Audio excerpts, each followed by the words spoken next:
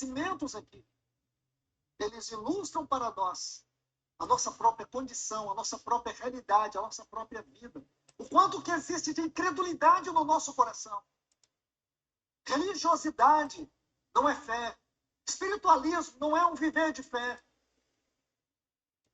Olhe bem, vamos observar todo esse quadro que temos aqui no capítulo 13 de Hebreus. Ele diz assim: santos irmãos que participais. A palavra aqui é alguém que está em completa associação com o outro.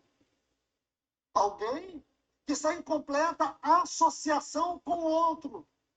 É daí que nós temos a palavra de intimidade, o relacionamento. Nós estamos unidos em Cristo. Nós somos participantes da sua vida, do seu chamamento.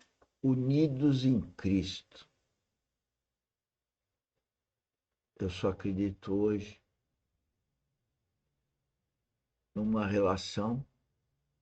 E relação, por favor, entendam que não é só homem e mulher, mas também mas uma relação de pai e filho. Relação entre amigos, parceiros, sócios, vizinhos. Eu só acredito nessa união que tenha Cristo. Senão ela é efêmera. Ela não dá glória a Deus. Mas ela é uma oportunidade daquele que nasceu de novo, de alguma forma resplandecendo Cristo, atingir o coração do outro, que significa que o Espírito Santo atingiu o coração do outro. Eu não acredito em nada que não tenha Cristo. Pouco acredito em mim, se eu não me aproximar dia a dia, a partir das circunstâncias más, transformar minha mente, meu caráter, minha conduta. E todo dia eu sei que eu vou tropeçar.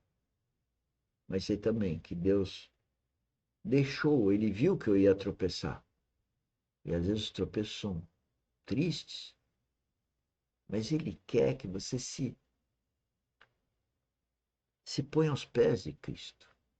Você beije espiritualmente os pés de Cristo. Você peça encarecidamente para Cristo te dar o caminho. Você se arrependa. Você põe, como fala-se muito, a boca no pó, ou seja, a boca no chão, pé de Cristo. Isso tudo no sentido de coração, espiritual, para que então você cresça em Cristo.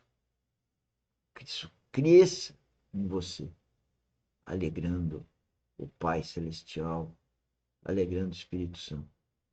E às vezes, ou muitas vezes, ou todas as vezes, aborrecendo aquele que tem as raízes no mundo, que não percebe isso, que não enxerga isso, e ainda irá te agredir de todas as formas, porque é o inimigo na cabeça dessa pessoa, não é essa pessoa. Ela não discerne que o inimigo está usando ela para atacar a pessoa que ela mais ama também. Pode ser o próprio filho, pode ser o próprio pai, pode ser o cônjuge. Isso acontece todo dia, toda hora, em todo lugar. Né? O mundo se agride. No reino de Deus, a gente percebe as bobagens e corrige todos os dias. De uma vocação celestial. Essa vocação não é nossa, essa vocação é dele. E era só dele. Mas ele nos fez participantes da sua vocação celestial. E aí você vai percebendo algo que ele diz. Veja que a nossa vocação para a vida é em Cristo. Se eu não tenho ele como meu cabeça, se eu não tenho o Espírito Santo como meu guia, como que eu vou fazer o que Deus quer? Como eu vou fazer a vontade de Deus? Como eu vou ter a vocação celestial atendida? Porque a outra possibilidade é eu me vocacionar para as coisas do mundo, porque é elas que me dão importância. Eu eu amo as coisas do mundo. E pode ser o cônjuge, pode ser os filhos, pode ser os negócios, pode ser tudo no mundo. Se isso não for dirigido pelo Espírito, de nenhum valor tem para Deus. E nem tampouco estou fazendo a coisa como uma obra de dar a Deus. Ele não reconhece, é madeira, palha e feno, vai queimar. Ele diz algo muito especial. Aí, quando você chega aqui no versículo 6, ele vai dizer que nós somos a casa de Deus, participantes da vocação celestial, casa de Deus. Que declarações estupendas. E aí, não é interessante que depois de fazer uma declaração tão gloriosa como essa, ele faz uma exortação tão dura. A mesma didática da primeira exortação. Primeiro, no capítulo 1 de Hebreus, ele nos dá 14 descrições das glórias de Cristo. Depois ele nos exorta para que nos apeguemos com mais firmeza a estas verdades. A estas verdades.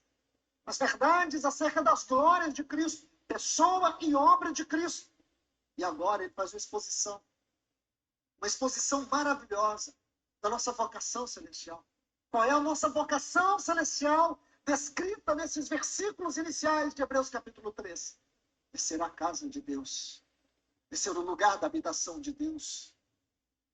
É ser o lugar onde Deus é o Pai, onde Ele é o Senhor, onde Ele é o provedor, onde Ele é aquele que cuida. Aqui nos fala de uma filiação eterna, desses muitos filhos que estão sendo conformados a esse maravilhoso Filho. Veja que coisa linda, a nossa vocação celestial é ser a casa de Deus, não é ser instituição, não é ser religião, não é ser uma denominação.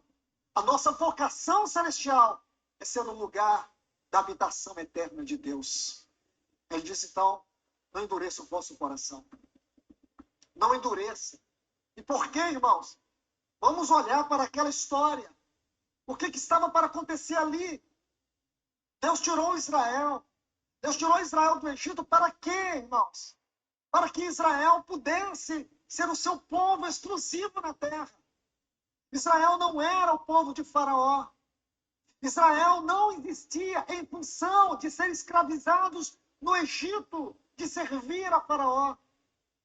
Então, Deus levanta Moisés. Ele vai até Faraó e diz: deixa aí esse povo. Nós vamos celebrar uma festa no deserto. E Deus, com a mão forte, ele tirou Israel do Egito. Lá no capítulo 9, ele diz assim que eu vos guiei com asas de águia e vos trouxe a mim. Qual era o propósito de Deus, irmãos? Lá no capítulo 20, me perdoe, lá no capítulo 25, do livro de Êxodo, Deus dá uma visão do tabernáculo para Moisés. Aquela não era uma visão qualquer. Porque nos mínimos detalhes, nas mínimas medidas, em todas as cores, em todos os materiais, estava a mais profunda revelação da pessoa e obra do Senhor Jesus. Ali, irmãos, permita-me o atrevimento. Tabernáculo era Cristo. É a casa de Deus. É espiritual. E para os dias de hoje, a casa de Deus é cada um que tem Deus no coração. É espiritual. É a casa de Deus. É a casa de Cristo. E aí você é da família de Deus. Isso é maravilhoso. O duro de novo é ver as pessoas amadas nesse plano que lá ainda não estão. Mas nós sempre teremos a esperança que lá elas venham estar. Deus estava trazendo o evangelho de uma forma visível para eles.